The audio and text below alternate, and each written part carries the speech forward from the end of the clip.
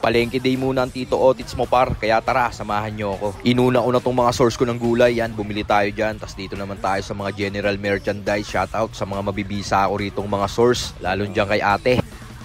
Tas yan, dito naman tayo sa mga source ko ng chicharon at mga tinapay. At shoutout sa ating mabisang kapanalig dito. Yan na, nakuha ko na yung item na nagit ko sa kanila mga tol. Ganito lang naman ang galawan dito Otits, patas na hanap buhay lang. Tas yan, nandito na tayo sa pwesto ni Tropa. At gumit ako ng 1 kilong live na tilapia. Pinalinis ko na rin kay Tropa yan para wala na akong hassle pag linuto ko yan mamaya. Sabay dito naman ako sa bilihan ng manok. Bumili ako ng 1 kilong paa ng manok at 1 kilong chicken wings. Yan na mga tol, safety na yan. Tas yan, balik na tayo rito sa source ko ng gulay. Bayad ko na yan mga tol. Nauuhaw ako kaya rumekta ako rito sa bukuhan ni Boss J.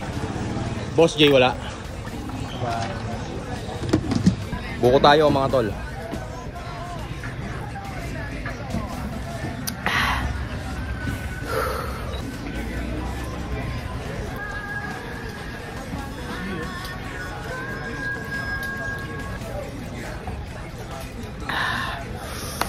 After ko magbuko, bumili ako ng prutas, pasalubong ko sa anak ko yan, paborito niya yan. Tas to, bumalik na ako sa source ko at binayaran ko na yung shit na nakuha ko sa kanya. Tas to, rekta na sa freezer, lagay ko na itong mga pinamili kong pang ulam at pang pulutan. So paano, hanggang dito na lang.